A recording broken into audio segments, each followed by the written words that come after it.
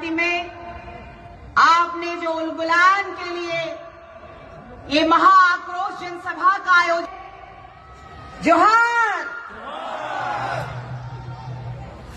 चूंकि झारखंड और बंगाल में कुर्मी कुर्मी समुदाय के द्वारा आदिवासी सूची में शामिल होने के मांग के विरोध में लगातार आदिवासी समुदाय, चाहे वो झारखंड हो चाहे वो बंगाल की सड़कें हो, आज आदिवासी समुदाय इस देश का मूल मालिक सड़कों पर एक उलगुलान किया हुआ है और इस उलगुलान में एक ही नारा है, आदिवासी अस्मिता से जो खिलवाड़ करेगा उसको आदिवासी जवाब देने का काम करेगा। इस संविधान का आदिवासी समुदाय बहुत सम्मान करता है। आदिवासी समुदाय ने इस संविधान से परे इस भारत देश में कोई ऐसा कार्य ना किया हो जिससे कि विभिन्न समाज के लोगों के द्वारा उंगली उठाया जाए। आदिवासी समाज इस देश का मूल मालिक है। ये संविधान के तहत आने वाला न्याय का मंदिर सुप्रीम कोर्ट ने भी कहा है कि आदिवासी इस देश का मूल मालिक है। आदिवासी एक ब्रांड है। तो ये राजनीति करने वाले विभिन्न राज्यों के माननीय मुख्यमंत्री, मंत्री, विधायक एवं जनप्रतिनिधि लोग आज सिर्फ पार्टी के चाटुकारिता के रूप में रह गए हैं। ये दुर्भाग्य का विषय है। ना जात था, ना पात था, ना हिंदू था, ना मुसलमान था, ना सिख था, ना ईसाई था, तब भी हमारा आदिवासी समुदाय था। ये दुर्भाग्य का विषय है कि आज आदिवासी समुदाय अपने जल जंगल जमीन के लिए लड़ रहा है, आज अपने अस्तित्व को बचाने की लड़ाई लड़ रहा है और आज कुर्मी समुदाय आदिवासी बनना चाह रहा है। ये कुर्मी समुदाय आदिवासी आखिर बनना क्यों चाह रहा है? कई वर्षों के बाद क्यों आदिवासी बनना चाह रहा है? क्यों? 1871 ईस्वी में आदिवासी समुदाय को आदिवासी माँ के पेट से बच्चे जब पैदा होते थे तो उन्हें क्रिमिनल घोषित कर दिया जाता था। उसके बाद आप देखिएगा 1901 में इन लोगों को किसान कहा जाता है, कृषक कहा जाता है कुर्मी समुदाय को। 1901 के बाद ये 13 की बात करते हैं। 13 के बाद ये लोग लगातार कुर्मी समुदाय के लोग, चाहे 1926 की बात कीजिए, 1929 की बात कीजिए, चाहे 1931 की बात कीजिए, लगातार कुर्मी क्षत्रिय महाधिवेशन का आयोजन इन लोगों ने इस भारत के संविधान में विकास के लालच में इन्होंने आदिवासी बनना स्वीकार नहीं किया। तो क्या अब आप स्वीकार करेंगे कि आदिवासी मरेगा, कटेगा?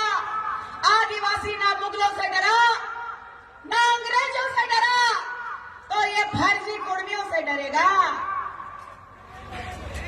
आवाज नहीं आई।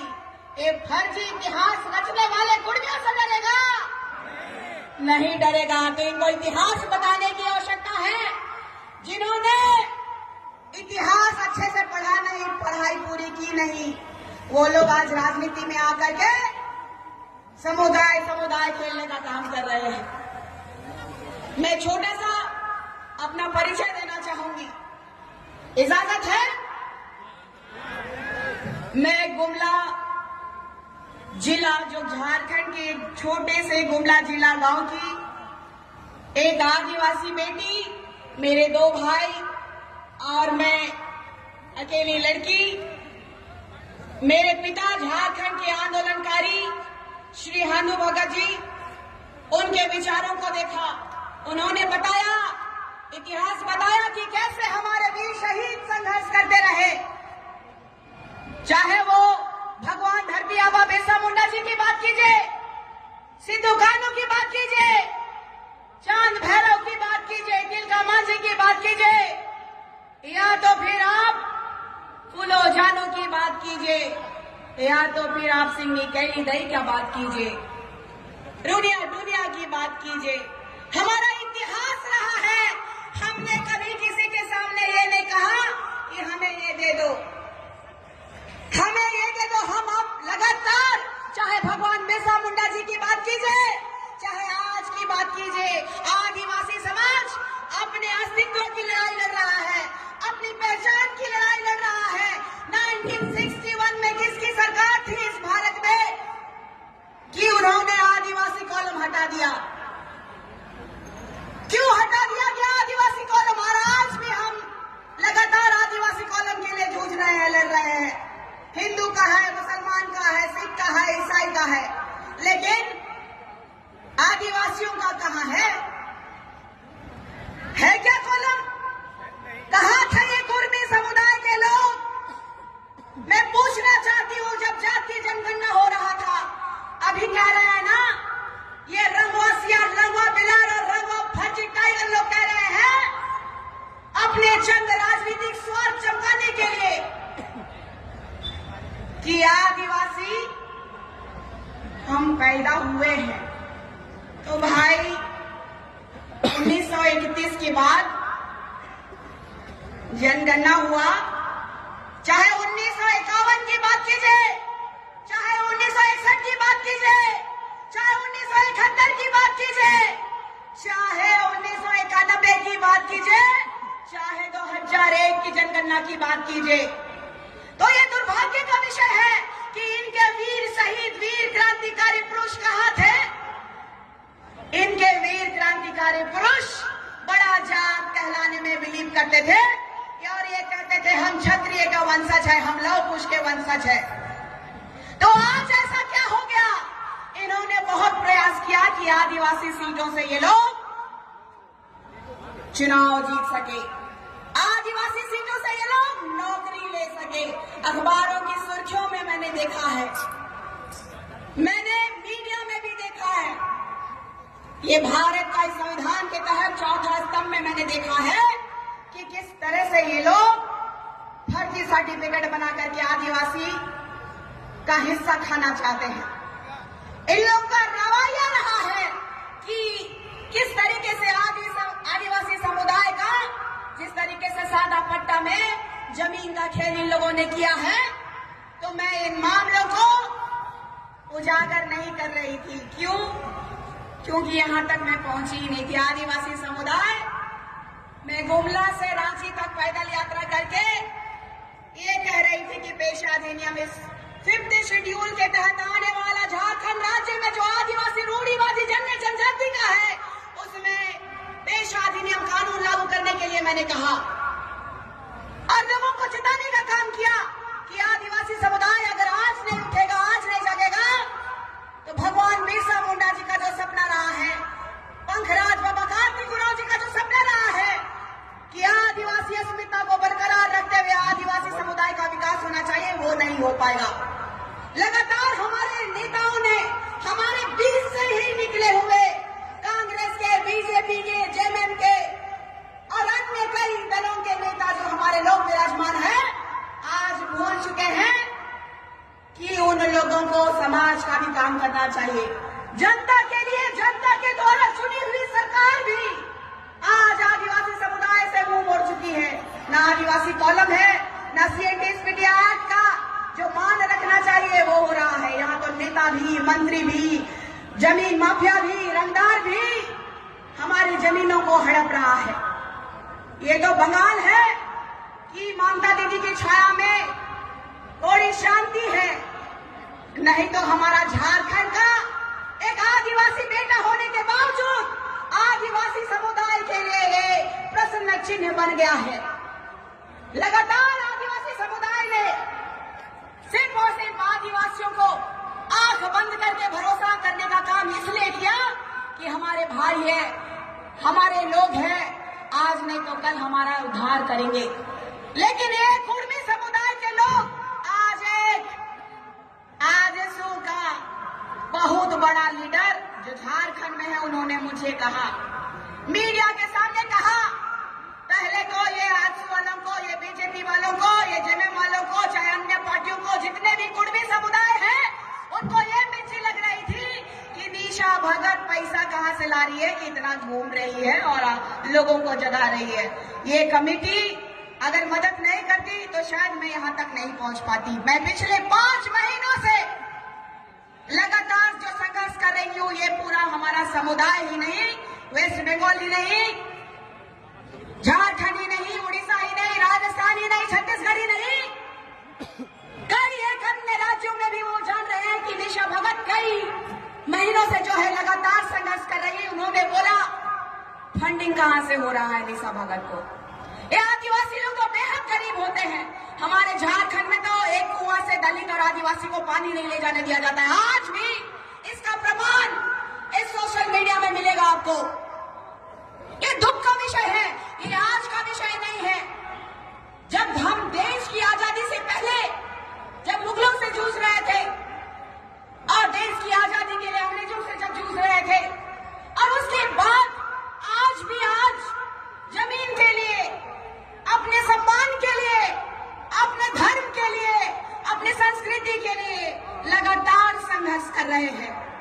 ये दुख लगता है मुझे कि लंबोदर महतो जो कुर्मी समुदाय के इतने बड़े लीडर हैं, इन लोगों ने चाहे जेल कैंप के, आप देखिएगा अभी बंगाल में राजनीति पसारने का काम कर रहे हैं एक लीडर जेल कैंप के।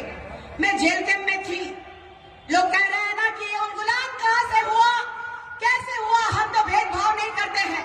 एक कुआं से ये लोग पानी नहीं ले सकते। और निशा भगत ने कहा जेल के में रह करके कि आदिवासी बना नहीं जाता है, आदिवासी के माँ के पेट से जन्म होना पड़ता है, लेना पड़ता है, तब आदिवासी कहलाओगे। जेल कैंप के सुप्रीमो जो राजनीति के प्रचंड लालची, उन्होंने एक आदिवासी बेटी को नीचा दिखाने के लिए अपने पार्टी से निष्कासित कर दिया और अपने गुंडों से उन्होंने ये कहलवाया कि कोई आदिवासी सपोर्ट नहीं करेगा। पहले इन लोगों ने कहा कि आरएसएस की दलाल है, बीजेपी के दलाल है, फिर इन लोगों ने जेल कैंप के लोगों ने जब मुझे निकाला तो फिर हमें यही समाज ने एक ऐसा सम्मान दिया। आजकल चाहे बंगाल हो, बिहार हो, उड़ीसा हो, छत्तीसगढ़ हो, चाहे कोई भी राज्य हो, इस भारत देश में चाहे किसी भी धर्म का कोई भी बंदा हो, चाहे लड़की हो, पुरुष हो, महिला हो, आज जब हारता है तो सबसे सरल रहता है कि अपनी ये जीवन लीला समाप्त कर देने की। लेकिन यही मेरा समाज और आज यहां बैठे, आज झारखंड से आए हुए केंद्रीय सरना समिति के अध्यक्ष मेरे बड़े भाई ने कुर्मी समुदाय के मुंह पे ऐसा तमाचा मारा कि केंद्रीय सरना समिति का महिला मोर्चा का केंद्रीय अध्यक्ष बना दिया इन्होंने। बहुतों को ये नहीं पता है कि निशा भगत किसी पार्टी से है या कहां से है। मैंने पार्टियां देख ली। मैं आज नीतीश जी की जो सरकार है बिहार में, उनकी पार्टी से केंद्रीय सचिव रही यूथ की। मैं एबीवीपी में सबसे पहले आई थी। कांग्रेस पार्टी में चुनाव लड़ी, 17,800 कुछ वोट लेके आई और प्रदेश की उपाध्यक्ष रही। मैंने पार्टियों को देखा, लेकिन आदिवासी समुदाय के प्रति मैं सेंटिमेंट ढूंढ रही थी। लास्ट जो कांग्रेस में मैं रुकी तो मैंने देखा ये बर्बाद करने वाले तो हमें कांग्रेसी ही हैं। और लंबोदर महतो जी आज कह रहे हैं, जब इन लोगों को कुछ नहीं मिला तो कह रहे हैं कि हेमंत जी पैसा दे रहे हैं। और बोले भी कि ये आदिवासी समुदाय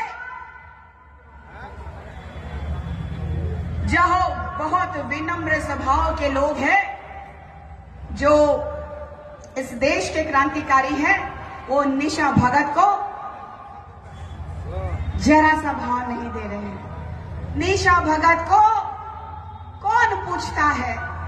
और आज ये मेरा आदिवासी समुदाय आज बंगाल में जो मुझे प्यार दे रहा है, तो कुर्मियों आंख को खोल करके बढ़िया से देख लो, और सुन रहे हो तो मोतियाबिंद का ऑपरेशन कराओ और उसके बाद देखो, उसके बाद बोलो तो ये शोभा भी देगा। क्योंकि आदिवासी समुदाय को आपने जाना नहीं अभी तक। सिर्फ और सिर्फ आरक्षण के लालच में आप इस संविधान के तहत गए होते तो रेल टेका नहीं करते। अगर किया आपने तो झारखंड की भूमि को एक तरफ हेमंत सोरेन की सरकार को कुर्मी समुदाय ने ओपन चैलेंज किया, इस राज्य को नेपाल बना देंगे। कहां थे लंबोदर महतो? आज जो है राज्य के माननीय मुख्यमंत्री से ये गुहार लगा रहे हैं कि निशा भगत समुदायों के बीच लड़ाई लगवा रही है। अरे फर्जी कुर्मियों, फर्जीवाड़ा करना बंद करो। ये आदिवासी बेटी इन फर्जियों से और फर्जी कारनामों से नहीं डरती है। ये हमने इतिहास अपने पूर्वजों का पढ़ा है और उन्हीं के मार्गदर्शन में चल रही हूँ। एक तरफ देखिए ना, आपका बंगाल में ममता दीदी को देखिए। अगर कोई कहा होता कि मैं नेपाल बना दूंगा, मणिपुर बना दूंगा, तो शायद ममता दीदी उनको जीने लायक नहीं छोड़ती अपने वेस्ट बंगाल में। लेकिन दुर्भाग्य का विषय है कि एक आदिवासी बेटा आदिवासियों की अस्मिता नहीं बचा पा रहा है झारखंड में। और ये हमारा सिर्फ और सिर्फ झारखंड राज्य की बात नहीं है, हमें पूरे विश्व में एक होना होगा, हमें एकत्रित लड़ना होगा। तो आप लोगों से मैं कहना चाहूंगी कि कुर्मी समुदाय ऐसे झूठ और फरेबी लोग हैं, इन्होंने मुझे मारने की साजिश रची। धरती आबा भगवान बिरसा मुंडा जी की जन्म जयंती के अवसर पर बोकारो में थी, और कुछ लोगों के द्वारा, जो कुर्मी समुदाय के लोगों के द्वारा हमारे लिए पहले से साजिश रच करके चौक में बैठे हुए थे। और एक लड़का आके कहता है, दीदी आगे से मत जाइए, आगे आपके लिए खतरा है। हमारे समुदाय के लोगों ने हमें मोटरसाइकिल में एस्कॉर्ट करते हुए जंगलों के रास्ते से निकाला, लेकिन इनको फिर भी जाने नहीं आया। सोशल मीडिया में फिर भी इन्होंने लिखा कि निशा भगत को खूब मारा गया। औकात है तो छू के दिखा दो, मेरा आदिवासी समुदाय बता देगा कि और एक इतिहास रचने के लिए आदिवासी समुदाय तैयार है कि नहीं है? जय आदिवासी, जय जय आदिवासी। तो कुर्मी समुदाय को मैं इस वेस्ट बंगाल की पावन धरती से यही कहना चाहती हूं कि आप जोर जितना भी लगा लो, आदिवासी अस्मिता को जरा सा नहीं ला सकते हो। और मैंने कहा भी था और आज यहां भी कहूंगी, आपको लगता है कि विवादित है तो मैं ये भी पूछना चाहती हूं कि अगर मैं कह रही हूं कि आदिवासी अस्मिता पे सवाल उठाओगे, खिलवाड़ करोगे, आदिवासी हक लेना चाहोगे, तो मैंने कहा दौड़ा